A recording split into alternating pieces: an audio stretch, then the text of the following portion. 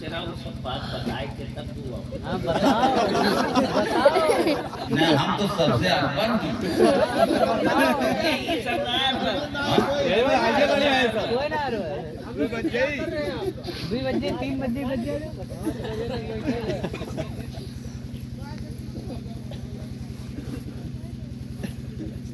तो मैंने कोई आयत पढ़ी थी,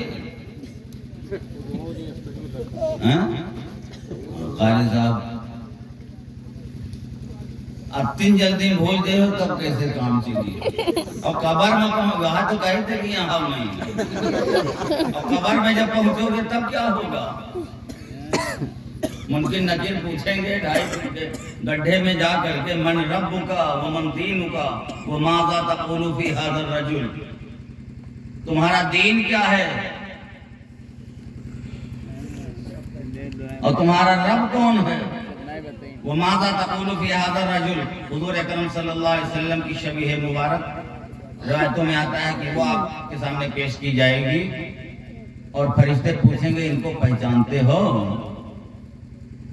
3 सवाल कब्र में और 5 सवाल हशर में, कुल सवाल अरे कहे हैं बोलियो तो है नहीं दुआ, ये बिल्कुल शर्त है। 3 सवाल कब्र में और 5 सवाल टोटल 8 सवाल 8 सवाल। सवाल टफ हैं। 8वें सवाल में पूरी जिंदगी का निचोड़ा इसी को 10 मिनट में हम बता देते हैं। सवाल क्या है 8 और सवाल टफ हैं, और 8 सवाल के जवाब लाजिम हैं, अख्तियारी मजमून नहीं है। 8 सवाल हल करना है। जैसे जो सवाल आते हैं तो उसमें ये होता है कि 10 में से 5 आपको करना होता है कि नहीं होता है, लेकिन 8 सवाल और 8 सवाल के जवाब लाजिम जरूरी। किसी की जिंदगी 15 साल के बाद से बुलूगत का कानून लगता है कि वो बालिग मान लिया गया 15 साल, और 15 साल के बाद 50 साल की अगर उसकी उम्र हो गई तो कितने साल बचे 35 साल की जिंदगी, 35 साल की जिंदगी सवाल 8। कुर्बान जाइए उस रब्बे करीम पर जिसने सवाल दिया और सवाल का हल भी बता दिया, सवाल पर्चा आउट भी कर दिया। एग्जामिनर अल्लाह रब्बुल आलमीन है, पर्चा बनाने वाली जात अल्लाह की है, और पर्चा बनाने वाली जात ने पर्चा आउट भी कर दिया। इससे बड़ा करम अल्लाह से बढ़कर के और करम क्या होगा कि अल्लाह तबारक तआला कम से कम बता रहा हूं कि 35 साल की जिंदगी के अंदर 8 सवाल, और सवाल बनाने वाली जात वहदहू ला शरीक की है, और 8 सवाल लाजिम हैं, और 8 सवाल अल्लाह तबारक तआला ने पर्चा आउट कर दिया।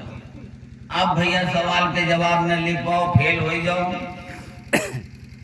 तो उससे बढ़ करके बदतमीज स्टूडेंट कौन होगा कि पर्चा आउट हो गया फिर वो न लिख सके और फेल हो जाए, तो इसका मतलब क्या है। तो अल्लाह तबारक तआला ने करम फरमाया। पहला सवाल कब्र में होगा मन रब्बुका, तुम्हारा रब कौन है।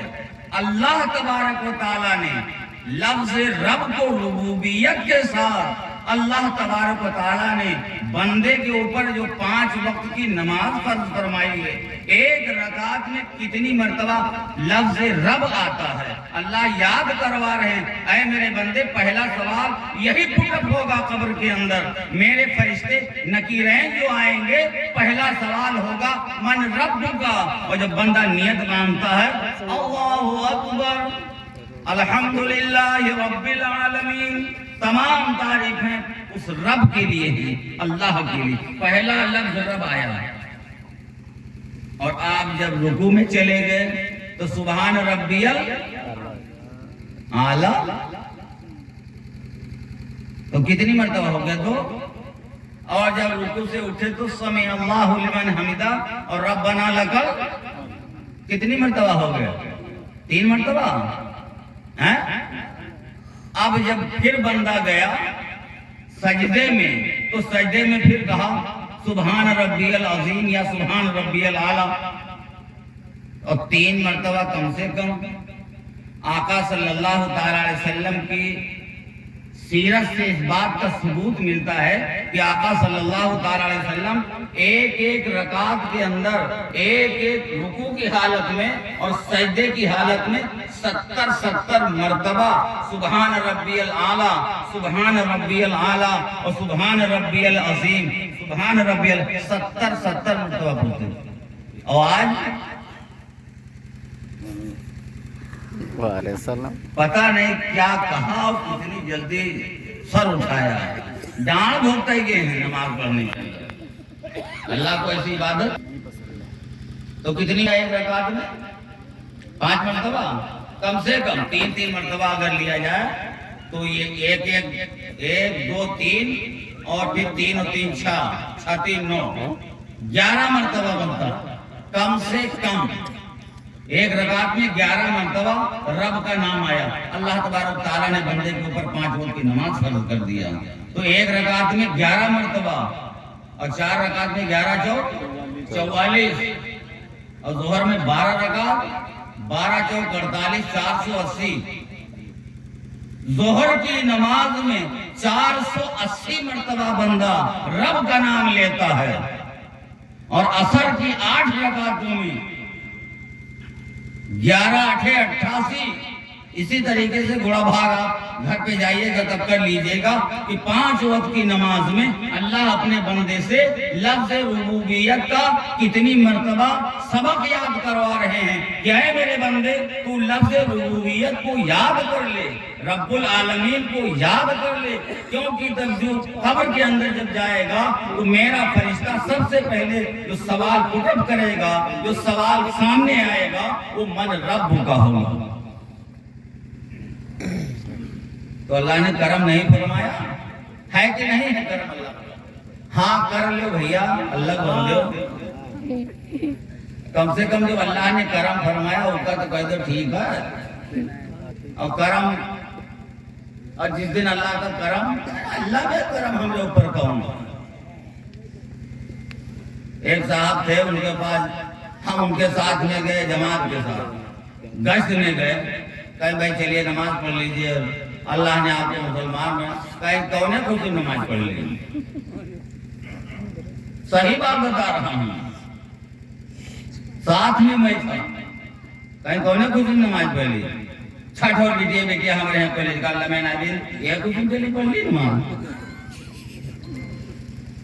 بعد میں لڑکا اللہ نے دیا بہرحال، لیکن تاہم آج تک بھی ابھی وہ زندہ ہیں. تو اللہ تبارک تعالیٰ نے اتنا کرم فرمایا، احسان فرمایا، سب کچھ کیا. تو پہلا سوال ہوگا من رب کا، دوسرا سوال ہوگا تمہارا دین کا ہے. تو دین کے قریب جاؤ گے تب دین پتہ چلے گا.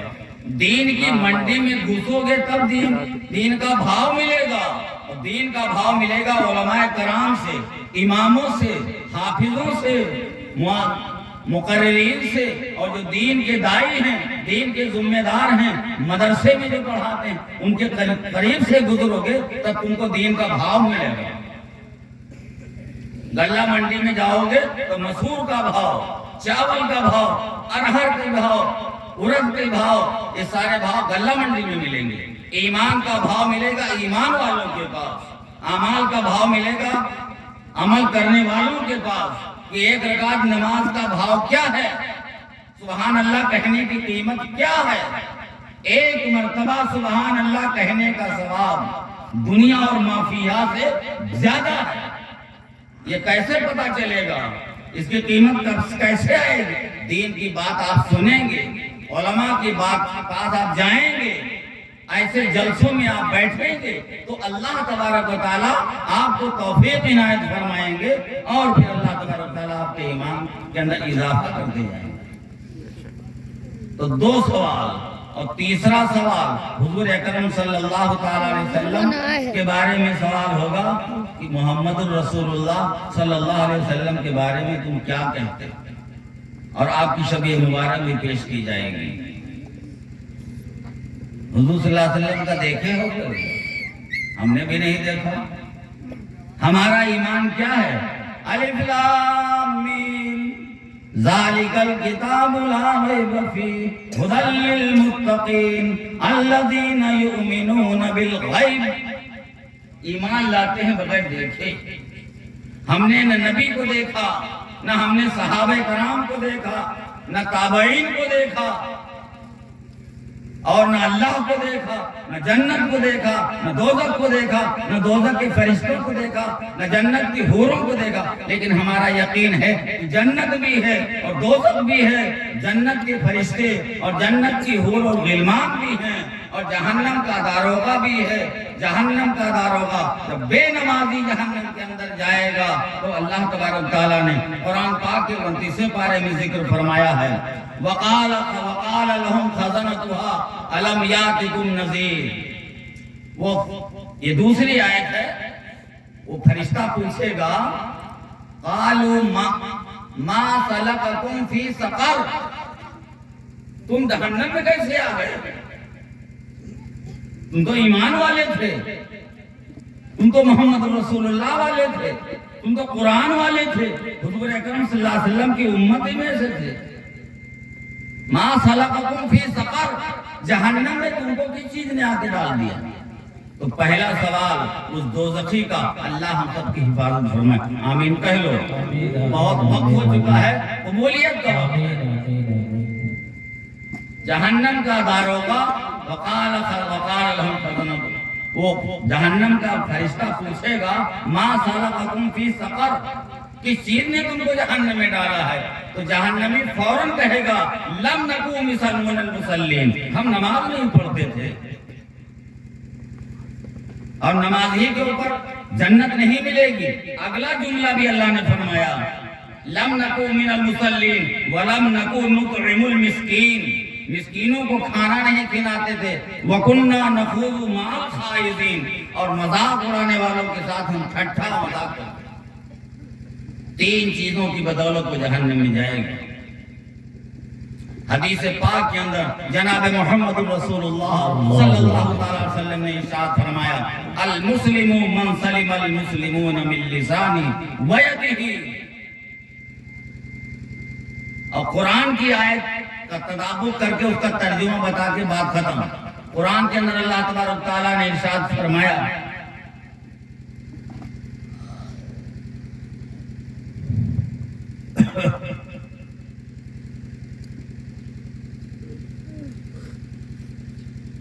ان اللہ یامر بالعدل والاحسان۔ خطبہ میں امام خطیب جب خطبہ دیتا ہے تو دوسرے خطبے کے آخر میں یہ آیت ضرور پڑھتا ہے ہر خطیب، ان اللہ یامر بالعدل والاحسان۔ دو چیزیں، ان اللہ یامر بالعدل والاحسان وایتاء ذی القربى وینہی عن الفحشاء والمنکر ولذکر اللہ اکبر۔ پانچ چیزوں کا ذکر اس آیت میں اللہ تبارک تعالیٰ نے بیان فرمایا ہے۔ تو یہ حدیث اور یہ قرآن کی آیت، اس کو دونوں کو جوڑ رہا ہوں میں اور بس ترجمہ کر کے بات ختم کر رہا ہوں۔ اللہ کے رسول صلی اللہ علیہ وسلم فرماتے ہیں المسلم من سلم المسلمون من لسانہ ویدہ، سب سے بڑا مسلمان وہ ہے، سب سے بڑا ایمان والا وہ ہے، سب سے پکا مسلمان وہ ہے کہ جس کی زبان سے اور جس کے ہاتھوں سے اس کا بھائی مامون رہے، تکلیف اس سے نہ پہنچے۔ حضرت عمر فاروق رضی اللہ تعالیٰ عنہ، اس حدیث کے اوپر حضرت عمر رضی اللہ تعالیٰ عنہ نے فرمایا ہے ایک آدمی پوری رات تہجد گزار ہے، تہجد پڑھتا ہے، پوری رات قرآن کی تلاوت کرتا ہے، برابر روزے رکھتا ہے، حج اور زکات ادا کرتا ہے، لیکن جناب محمد الرسول اللہ صلی اللہ تعالی علیہ وسلم کی اس حدیث کی روشنی میں کہ المسلم من سلم المسلمون من لسانہ ویدہ، کہ مسلمان پکا وہ ہے، بڑا آدمی وہ ہے، بڑا ایمان والا وہ ہے کہ جس کی زبان سے اور جس کے ہاتھوں سے اس کا بھائی اور اس کا پڑوسی امن میں ہے۔ تو یہ تو ہو گیا حدیث کا ترجمہ۔ اللہ تعالیٰ نے قرآن فرمایا ان اللہ یامر بالعدل، اللہ تم کو عدل اور انصاف کا حکم دیتے ہیں۔ ان اللہ یامر بالعدل والاحسان، اور احسان کرنے کا حکم دیتے ہیں۔ احسان کیا ہے؟ کسی کے وقت کے ضرورت پر آپ نے ہاتھ لگا دیا، تھانے میں آپ کو داروغہ جی پکڑ لے گئے، کسی کا پاور تھا آپ کو چھوڑوا دیا، لیکن چھوڑوانے کے بعد اگر احسان جتایا تو لیکن زیادہ تر یہی ہوتا ہے ہم رہا نہیں سے سڑ جاتی تم جیل میں، ضمانت ہم کروائے جا رہا۔ اللہ نے فرمایا ہے لا تبطلوا صدقاتکم بالمن والذی، اے ایمان والو، اے میرے محبوب کے امتیوں، اپنے اعمال خیر کو بیکار نہ کرو۔ لا تبطلوا صدقاتکم بالمن والذی، احسان جتا کر اپنے اعمال خیر کو برباد نہ کرو۔ کالذی ينفق مالہ رئاء الناس، بہرحال اگلی آیت میں نہیں جاؤں گا۔ تو اللہ تبارک و تعالیٰ نے یہ چیز بندوں کو سمجھایا ہے، اور اللہ کے رسول صلی اللہ تعالیٰ علیہ وسلم 5 چیزیں جو اس آیت میں دیا ہے، تفصیل بہت لمبی ہے، حاصل کلام یہ ہے کہ بڑا ایمان والا وہ ہے جو اپنے ہاتھوں سے اپنے بھائی کو تکلیف نہ پہنچائے، اور اس کے دل میں اپنے بھائی کی طرف سے کھوٹ نہ ہو۔ بیت اللہ ہو گیا ہے، خانہ کعبہ کے غلاف کو پکڑ کر کے رو رہا ہے، حدیث پاک کے اندر آتا ہے، جناب محمد الرسول اللہ صلی اللہ تعالی وسلم نے ارشاد فرمایا خانہ کعبہ کا غلاف پکڑے پکڑے موت آ جائے اور اسی حالت میں وہ کھڑا قیامت تک سوکھ جائے، لیکن اگر اس نے اپنے کسی بھائی کو تکلیف پہنچائی ہے ہاتھ سے یا زبان سے یا حسد سے یا کینہ اور بغض اور عداوت سے کسی کے ساتھ دشمنی کیا، جناب محمد رسول اللہ صلی اللہ تعالیٰ سے ارشاد فرمایا اس کا حج قبول نہیں، اگر جو سوکھ کر کے لکڑی ہو گیا۔ آج سے وعدہ کرو کہ انشاءاللہ تبارک و تعالیٰ ہم